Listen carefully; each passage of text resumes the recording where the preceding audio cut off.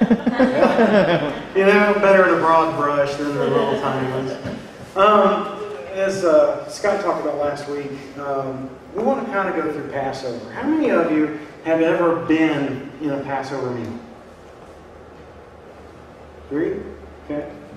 How many of you even know anything about Passover? 2 more. Okay. What's it? Half? You half know? All right. Which, the front half or the back half? Because I want to know which side I have to wake you up on. You know, that's the first one. All right. Of course, let's do a little bit of review. Let's do a little bit of review. I'm glad you're sitting on the front row. The Passover. When was the first Passover? Anybody tell me?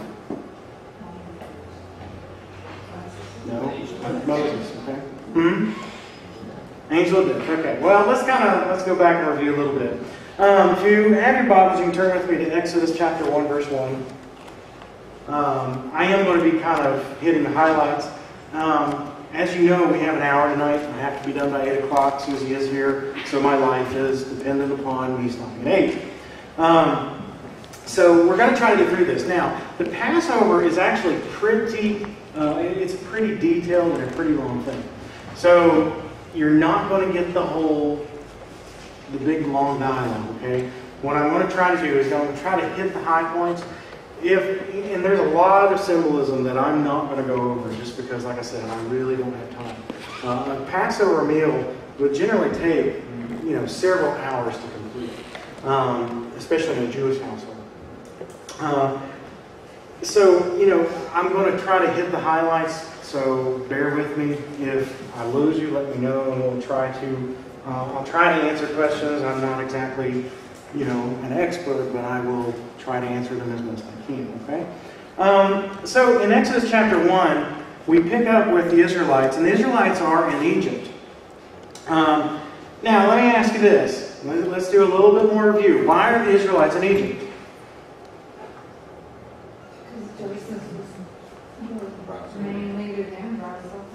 Okay, but why did the family go there to begin with? It was a famine. They didn't have food. And Joseph, if you remember, was betrayed by his brothers, right? Sold into slavery. Joseph found his way into Egypt. Can't go through the whole story there, but basically Joseph ends up becoming the second highest person in Egypt underneath the Pharaoh. So, and Joseph had seen that God had shown that this famine was coming. So what Joseph did was he had a huge storehouse of food. And Egypt was where it was at. Egypt was prospering, and they had all this food stored so that when the famine hit, they were the only people in the whole area that was really taken care of. So Joseph's family comes to Egypt to look for food, and of course they end up staying once they reunite with Joseph and the whole 9 yards. So this is actually a ways into the future. And let's pick up with verse 6. And it says, "Now Joseph and all his brothers and all that generation had died. But the Israelites were fruitful and multiplied greatly and became exceedingly numerous, so that the land was filled with them. Then a new king who did not know about Joseph came into power. 'Look,' he said to his people, 'the Israelites have become much too numerous for us. Come, we must deal shrewdly with them, or they will become even more numerous, and if war breaks out, they will join our enemies, fight against us, and leave the country.'" What you need to get here is this. They came and they lived. And when they lived, right around the time of Joseph and even after that for some time, they lived in prosperity. The Bible makes it very clear that the Israelites were very prosperous. They were doing quite well. They were multiplying like rabbits. It was just mass chaos. But it was wonderful for the Israelites in Egypt. Now, as it said here, the Pharaoh notices this problem that he's got is that this people is kind of building up underneath him. And he's thinking, okay, there's more Israelites than there are Egyptians. That's a little nerve-wracking, isn't it? Think about it. That would be a little scary. So Pharaoh has got this mind, and of course, you can't really blame Pharaoh because he's thinking in his mind. He doesn't know the whole Joseph story. He doesn't understand how there probably wouldn't even be in Egypt if it wasn't for their ancestors. But, Pharaoh decides, you know what, this isn't working out. So what does he do? Kicks them out? Makes them slaves. He turns the people of Israel, the children of Israel, into slaves. And he works them very hard. If you read the whole story and you get into the history of it, you find that they were very cruel. It was a very cruel system for the Israelites. And by the time that we get into this, the story of Moses, it's getting so bad that now that Pharaoh is saying, I want all the male children killed. If you have a male child, it's got to die. Because he was getting really worried about this, this great mass of people. And now he has another problem, because think about it. Before, they were fat and happy, weren't they? Now what are they? They're lean and angry. They're ready for a change. So now he's actually in a worse position than he was before. So he has all the male children killed. And if you remember your Bible stories from way back, Moses is spared and actually ends up growing up in Pharaoh's palace. And he ends up becoming a very important person. Kind of mirroring what happened to Joseph, doesn't it? He ends up becoming a very important person. But through the course of that, Moses kills somebody, he runs away, and things just keep getting worse. Moses grows up well, he's already grown up, but he grows old in the wilderness when God calls him back. Because God has a plan. How many of you know God has a plan? God has a plan right now, right? God has a plan. And he had a plan here. And so he raises up Moses, and he tells Moses, I want you to go and tell the Pharaoh to let my people go. Right? Sound familiar? So Moses, after some bickering and some problems, ends up going and doing what God says. Well, through this, of course, all of us, and we can't go into it, the symbolism, though, is incredible. There's 10 plagues, right? Because Pharaoh says no. And God tells Moses, tell him that this is going to happen. And, every time, Pharaoh says, no, I'm not going to do it. No, I'm not going to do it. And finally we get to the 10th plague. Somebody tell me what the 10th plague was. Angel of death. What was the angel of death going to do? Kill the firstborn, huh? Kill the firstborn Egyptians? Firstborn of anybody in Egypt. And that's important, I'm going to explain why if you notice. So, this is the final plague. And pretty much Pharaoh, of course, through this whole thing, it says God hardened Pharaoh's heart. And finally, Pharaoh pretty much just says, do your worst. I don't believe you can do it. How many of you would have done that after seeing the last 9? Seeing the river turn to blood, all kinds of frogs and flies, and you name it, it was coming. I think at this point I'd be going, you know what, this is probably serious. But God had a plan, didn't he? God had a greater plan.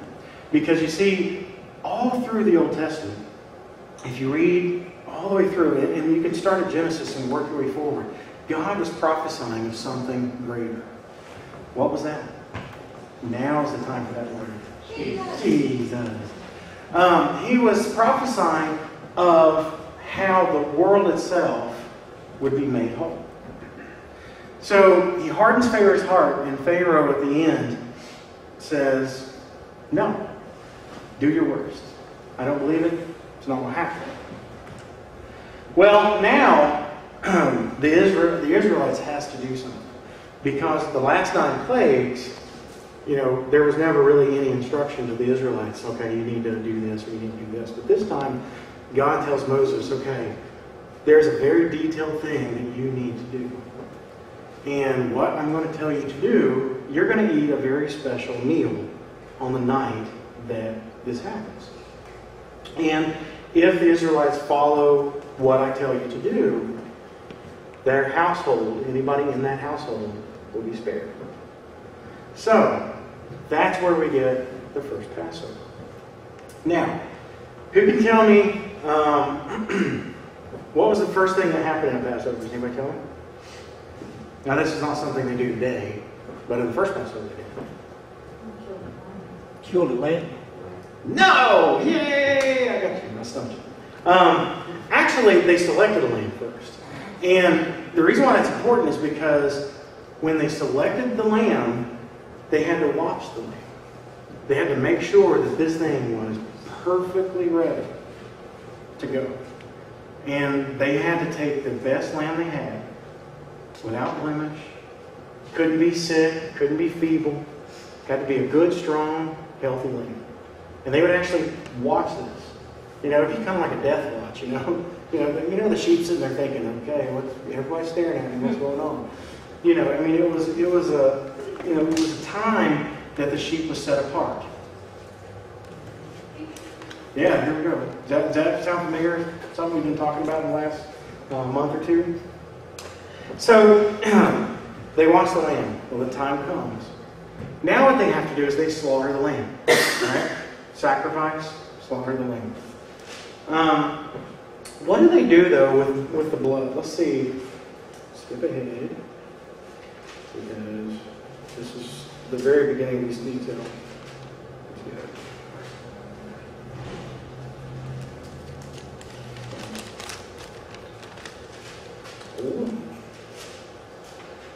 All right.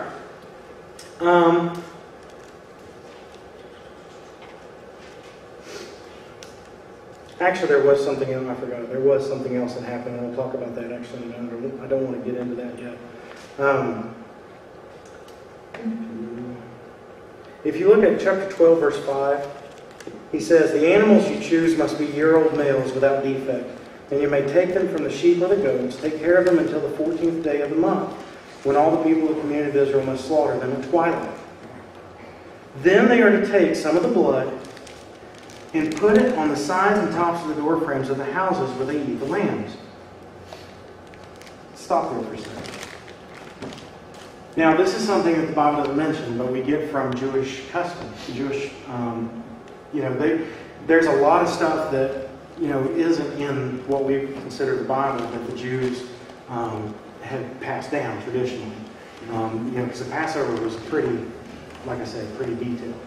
And actually, one of the things that you learn from the traditional Passover, and again, you've got to think, these are Jewish people. They don't believe that Christ is the Messiah, right?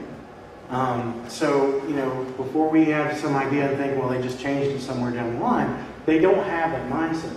But the first thing that they would do on the door frame was they would put it across the top. They would put it across the top and then down both sides. Now, if you do that, what does that signify? You see a cross picture in there. You see the cross. They didn't see this, of course. Not for a while anyway. So they spread the blood over the door frame. They spread the blood over the door frame. What does blood represent? Life. Why? How long would you live if you didn't have any blood in your body? Not very long, would you? So blood represents life. And so basically, what this whole ritual does, and it's just like any other sacrificial ritual before or after this time frame, the shedding of blood and the sacrifice signified that animal giving its life for the family. And so the blood over the door simply signified that the blood covers this household. Right? Now, all right, that's pretty basic. Good. What do you think the significance, though, of this final plague being about the firstborn? What do you think? Firstborn? In this culture, what would a firstborn signify? Birthright. Birthright.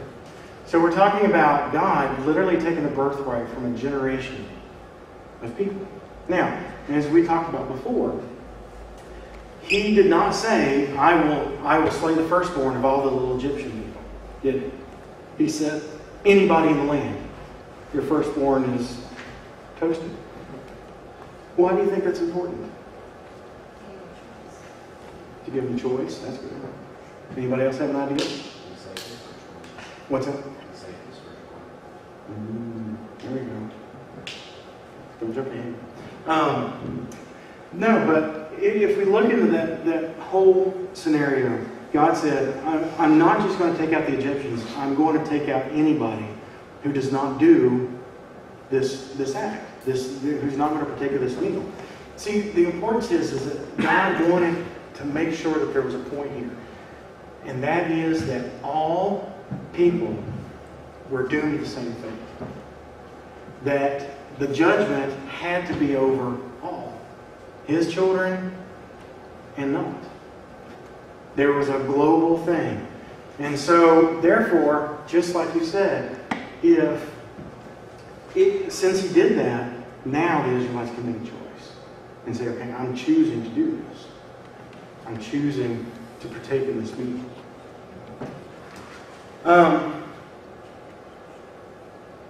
Like I said, an unblemished lamb had to be required. They had to choose. Basically, that lamb would represent the most valuable animal that they owned. It would be their most valuable possession. Deuteronomy, if you go into Deuteronomy 15, goes a little bit more into this as we go forward. 15:21. And it says, if an animal has a defect, if lame or is blind or has any serious flaw, you must not sacrifice it to the Lord your God. Same thing applies to this lamb. Another thing that's important about the lamb. When they slaughtered it, guess what they did not break? They didn't break the bones. They would not break the bones of the lamb. Why does that matter? Jesus' bones were never broken. And that was actually abnormal. Normally in a crucifixion, they would break the legs at the end to speed along the death because they were in a hurry. But Jesus died before that point, so they never broke his bones. So that's important. Again, a small little prophetic nugget of something to come. Just a picture. I mean, can you see God weave in the story? And he's doing such small, intricate details. And why is he doing that? Because he knows that 2,000 years, 4,000 years, however many long later, that at that point, they would understand, wait a minute, this was pointing toward Jesus. But several didn't get that. At least not until after Christ's death. And there was a lot more teaching about it. They ate unleavened bread. What is unleavened bread? Bread without yeast. What happens if you don't? Let me get a cook out here. Can I get a witness? What happens to bread if you don't put yeast in it? It doesn't rise. It's pretty flat. How many of you have ever seen matzo bread? What does it look like? A cracker. It looks like a big cracker. Now, unfortunately, I could not find matzo bread in town. Kroger used to carry it, but I couldn't find it. And I don't know if they had it. Where would they put it? I looked in the cracker section. I'm looking in the international food section. It's probably like next to the pickles because it doesn't make sense. Well, they have kosher pickles, so that makes sense. Let's put it next to the kosher pickles. I don't know. Anyway, if you've ever seen matzo bread, it looks like a giant cracker. Okay, but there's a couple things that you have to understand. This is the closest facsimile I could find, and this is a little small. Usually matzo is considerably larger than this, but for the sake, just pretend, use your imaginations. Okay, it's matzo bread. The matzo bread had two marks that, to them at that day, didn't mean anything. And the reason why is because that's just the way bread was made. When they didn't put leaven in it, that's what it came out looking like. But the matzo has two characteristics, and this shares one of the characteristics and not the other. One of the characteristics is there's a lot of holes in it. Okay, that's part of the baking process. There's a lot of holes in it. But can somebody tell me what the second thing on the matzo bread is? Stripes. There's stripes on the matzo bread. And of course, a lot of theologians today would say, okay, that was representative of who? Because he was beaten by his stripes. And so there was another prophetic picture. And again, like I said, Jewish people, at this point, of course, they have no idea. So the matzo bread was real thin, had no leaven. How many of who can tell me what leaven tastes like by itself? What's that? It's bitter. It's bitter. If you would just take it and drink it, it'd be bitter. And leaven as Jesus says in the New Testament, is representative of what? Sin. And so what would end up happening, and this is where I was coming back to, one of the first things that would actually happen in the Jewish household, 7 days before the Passover, they had to clear out all the leaven in their house. Not only could you not have leaven in the bread you were going to eat that night, it couldn't be in your house, period. So what does that signify? It signifies the purification of your household. Saying, okay, I'm removing the sin from my household. And therefore, we will not have sin during this meal. And of course, that's somewhat representative of the law. But it's also talking, it's also God saying, I want you to purify yourself. I want there to be purification.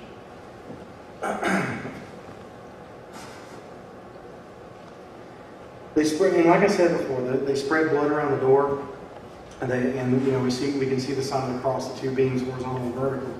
And in John 10:9, it basically says Jesus is the door. Jesus said, "I am the way." And so, we see again kind of a prophetic picture of them saying, "Look, the blood on the door. Jesus is the way. He is the door." So now we get into the feast. See, Passover sounds like a lot of law and tradition, but it's actually a lot of fun. The Jewish people enjoyed themselves immensely when they did this. Probably not the first night. I would say there was a lot of nervous going, is this really going to work, kind of stuff. Did we do everything right? But it was a fun time for the family because the feast was pretty large. Again, they roasted the lamb, they ate it. They could not leave a part of the lamb uneaten. They had to eat the whole thing, which again is prophetic. Because you take all of Jesus or none, right? Mm-hmm. You see, you can't just take the part of Jesus that you like and leave this other part back. You have to partake of the whole lamb. And so you would bring in, and it wasn't just limited to a family. It wasn't just usually a mom and dad and a few kids. Normally, a Jewish household, especially in a Passover type thing, you kind of group together. You would kind of get your extended family and all come into one room. And under one roof because the Passover meal was such a big deal. It was probably a lot easier to do that. And let's face it, they probably didn't have a lot of lambs because they were slaves. So the Passover meal was generally done in a fairly large setting, but yet still in a household. So the first thing that happens, all right, everybody gathers for the meal. And again, this is something that not only was practiced the first night, but has been practiced for centuries by the Jewish people. Because Jewish people, they celebrate feasts for everything. I guess Jews just like to eat. I don't know. They're kind of like Methodists. We all like potluck dinners or something. That's a joke. I couldn't go to sleep. What are you doing? All right. So the first thing that they would do, now, as I go through this, we're going to start paralleling, because now I want you to start seeing the stations as a part of the feast and how they related to the Last Supper. How many of you know the Last Supper was Passover? It was. And that's where a lot of the prophecy comes in, because what you're getting ready to see, if you've never studied the Passover, what you're getting ready to see is you're going to start understanding some of the stuff that Jesus did during the communion would have meant a lot to the disciples who had been through countless Passovers before in their lives. The first thing that would happen is the head of the feast would wash the hands of the rest of the family. So you would have the leader of the feast, which could be the grandfather, could be the father, but somebody would be designated. They are the leader of this household, this family. That person was then designated to go and wash the hands of every party member in the house. What does that sound like? Except Jesus did one thing different, didn't he? What did he do? He washed their feet. And not only did he wash their feet, but the Bible also says he girded himself with a towel. And in that culture, that would have been the signification of slavery. So in other words, what Jesus did was he humbled himself to the point of the ultimate servitude, and he washed the disciples' feet. And so, as we know, the Last Supper, Peter says, you'll never wash my feet. And Jesus said, if I don't do this, you can't be part of me. It was a very important first part of the meal.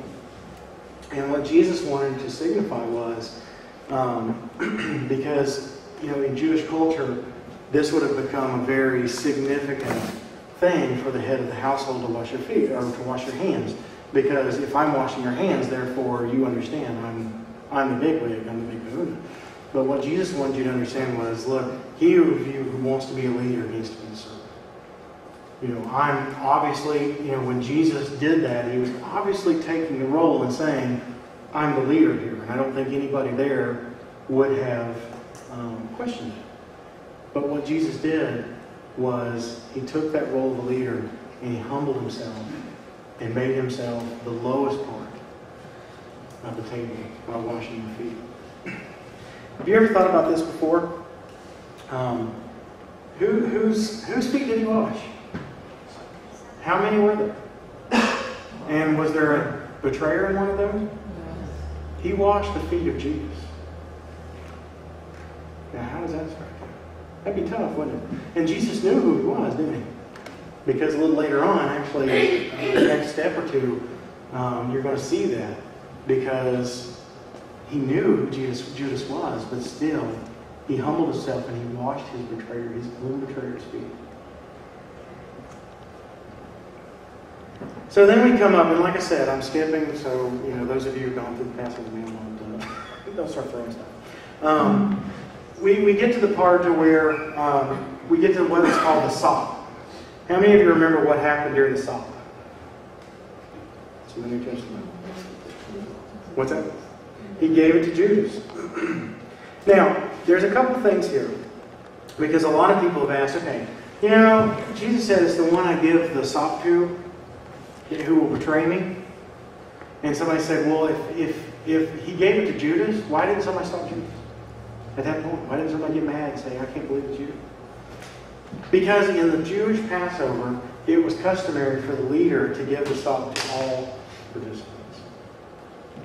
And a lot of theologians say what basically Jesus was saying was, he didn't single out a single person and just say, okay, I'm just giving this to you. He was basically saying it's one of the 12. It's one of the ones seated at this table. And a lot of the people, a lot of the disciples have had a hard enough time believing this.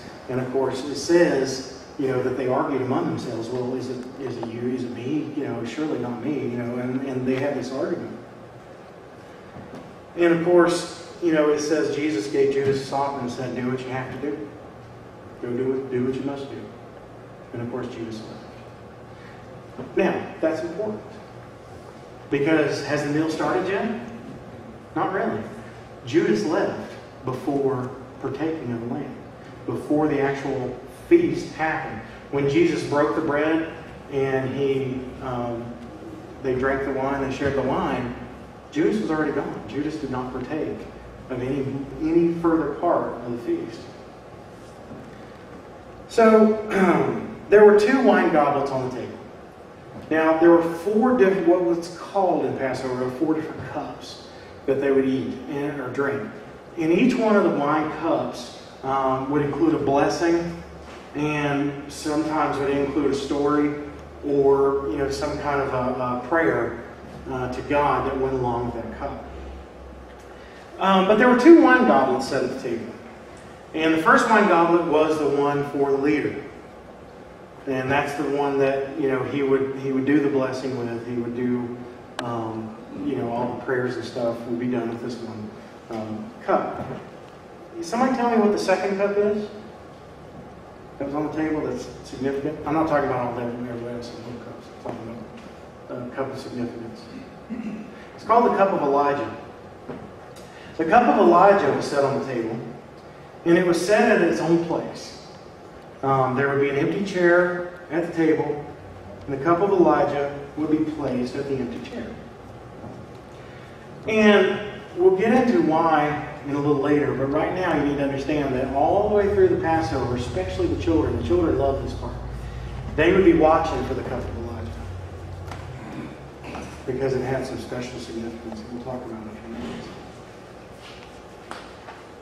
The other thing that was very important in the Passover was there was a plate.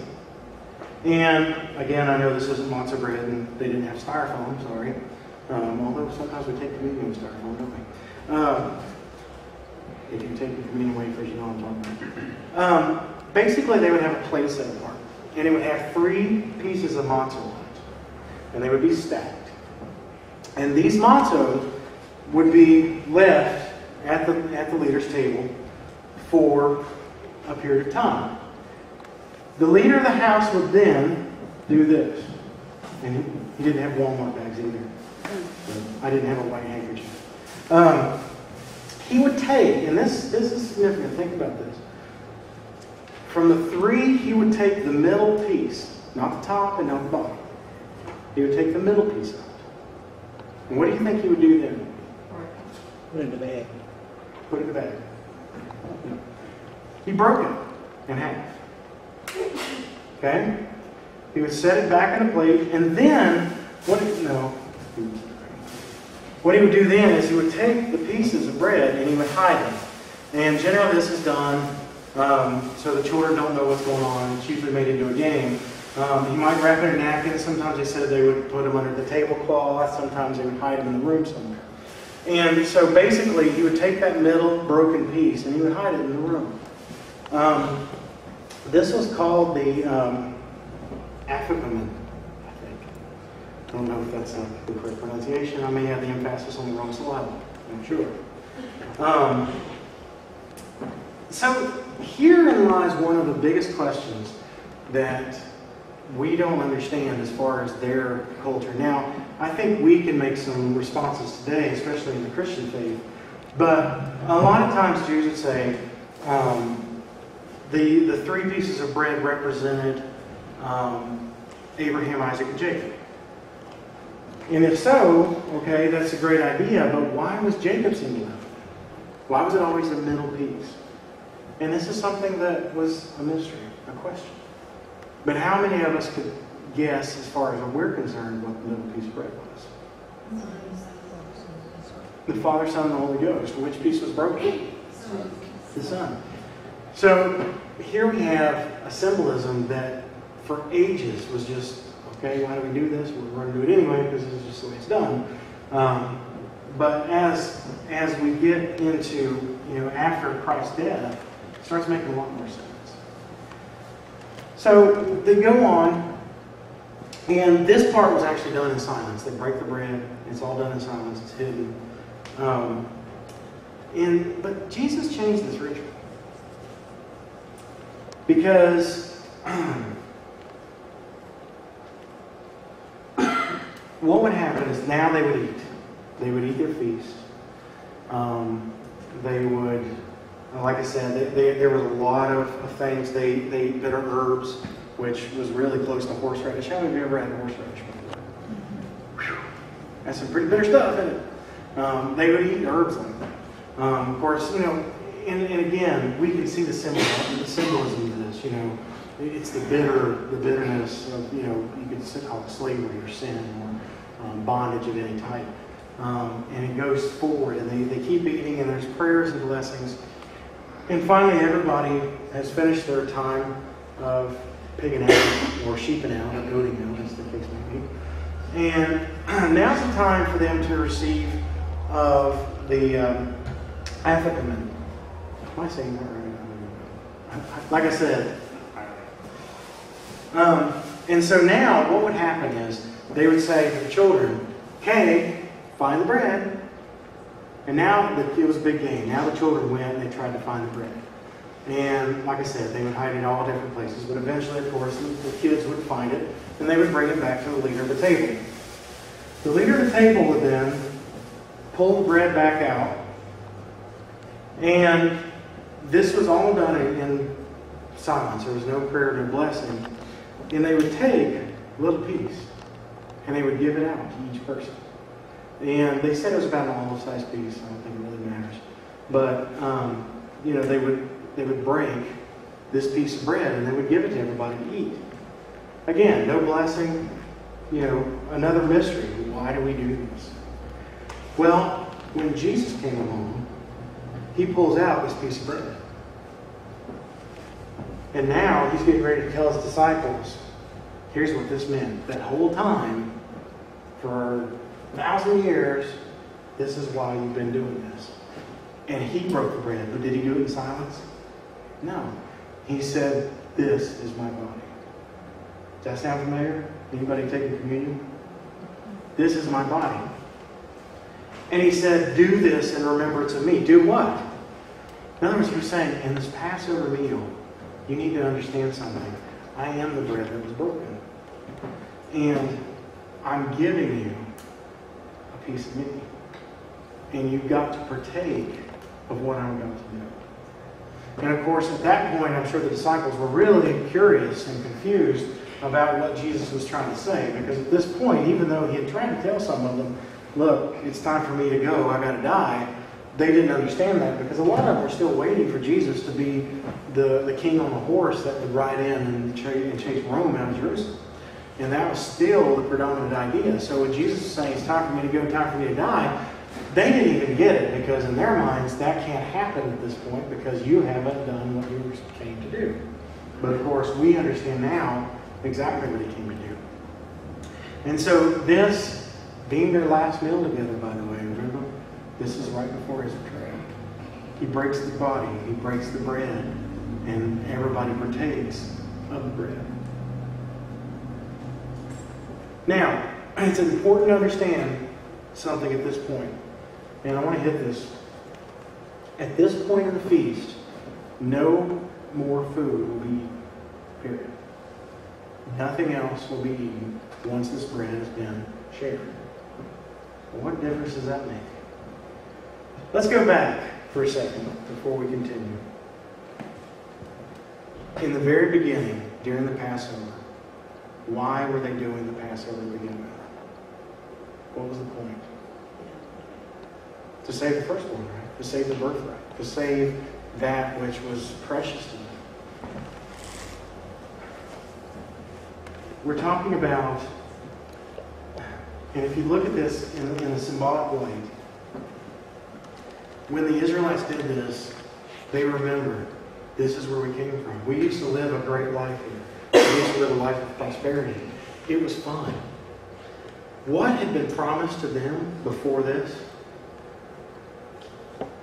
To Abraham, the land of Canaan, the promised land. Exactly. See, we don't think about the promised land until Moses talks about it. And he says, okay, I want you to lead them into the promised land. But the promised land was actually promised to Abraham. So, what Abraham was told to go to the promised land. Were the Israelites in the promised land?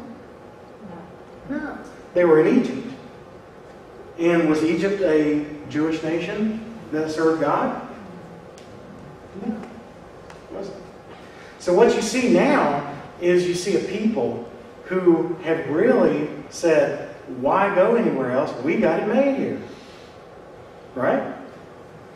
And so you have people living off the land, and you have people living off of, the benefits really of Joseph, of their, ancestor, living off of what he had done in Egypt and enjoying every minute of it, forgetting completely that, there was a promised land out there that God had told them to go to. So what we have now they're enslaved. Isn't this so much like sin? Doesn't this sound a lot like the bondage of law? You see, you can have fun in sin, can't you? Who thinks sin is not fun? In the beginning. Well, yeah, I'm raising my hand on never mind. Sin is fun, right? It's part of the problem. Sin is something that we try to stay away from, but at the same time, it's so alluring, isn't it? Why? Because there's so much there. And we can see people, and a lot of us have been in this scenario. You're in sin, it's fun, but what happens eventually? Sin destroys, doesn't it? Sin is very destructive. And yes, you can enjoy, your party lifestyle. You can enjoy doing whatever it is that you're doing that you're not supposed to do. But in the end, it's going to have a price tag. And the Israelites were no different. The Israelites had lived this lifestyle. They had lived in prosperity. And now they were paying the price. And what God is doing in the Passover, and what his biggest point in the Passover was, is, look, this is what has to happen. You cannot be delivered without the shedding of blood. The Passover was a new chapter in their lives. Because, think about it, what was Israel before Egypt? A family of 12 brothers. That's it. There was a family of 12 brothers. And because of that, now Egypt is a nation. They're a people. And if they were big enough to threaten the Pharaoh, they must have been a pretty big people. So now what God is doing is He's saying, okay, now it's time. You need to go possess this land. You need to go. So He sends Moses to say, get them out of there. So He sends plagues. He sends, all these bad, horrible things to try to get Pharaoh to listen. And Pharaoh doesn't listen. We come down to the end, which is the death of the birthright, death of the firstborn. And so the Israelites partake of the feast, and they're saved. Okay? With that said, the third cup. The third cup was probably, now this is where it gets a little rough. There was actually 2 more cups in the Passover. Doesn't really signify which one, but I think we can make a pretty good educated guess, because the third cup was called the cup of redemption. The cup of redemption. And basically what the Jewish people would have seen the cup as would have been signifying or symbolizing the blood of the lamb that they had just slaughtered and spread over their doorpost. And so the third cup would represent the blood of redemption. And so this was probably the cup where Jesus raised and said, this is my blood for the shedding of sins. Does that sound familiar? Do you not think the disciples would have understood exactly what He was talking about? Because what was the lamb? If nothing but the blood to cover for their sins. So He raised, and of course they shared that cup as well. Now, let's deviate a little bit. How many of you remember when someone asked Jesus, and I didn't look up the scripture, I apologize. Somebody asked Jesus, well, the word says that Elijah has to come first. Does anybody remember that? And Jesus said, well, Elijah did come, but you didn't listen to him. Which was John the Baptist, by the way. The Bible's clear about that. Well, in the Jewish Passover, we didn't forget about this little cup.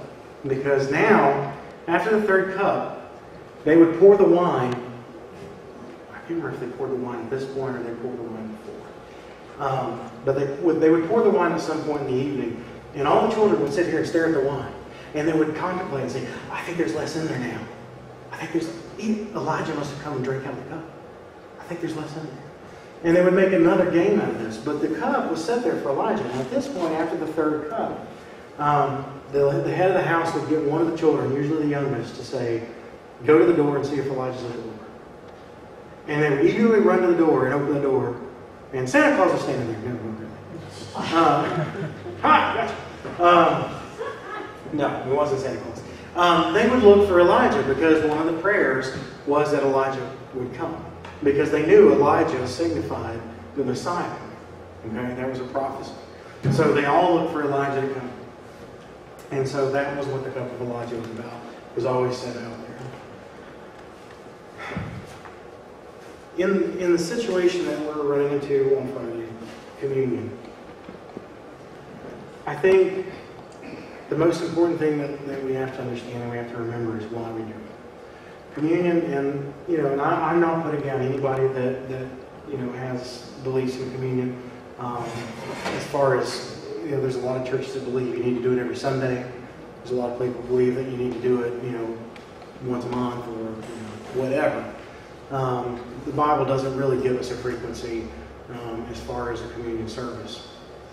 But has there been, I'm not going to ask the question. I just want you to think about it. If you've never partaken of communion before, or maybe you've had communion, but you've never really understood what you're really doing.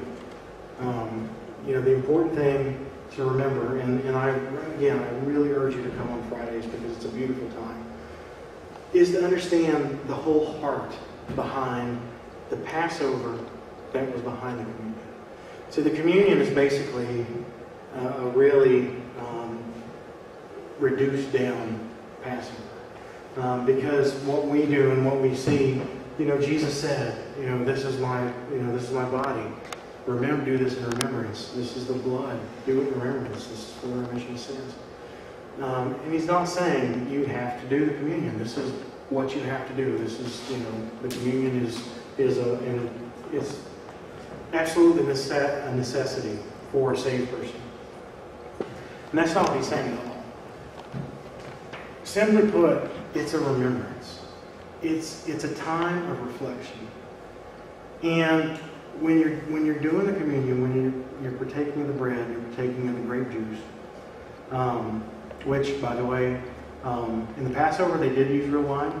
However, they had to water it down because there was so much drinking going on that if they drank undiluted wine, they wouldn't get through the Passover. Go stay if Elijah's at the door.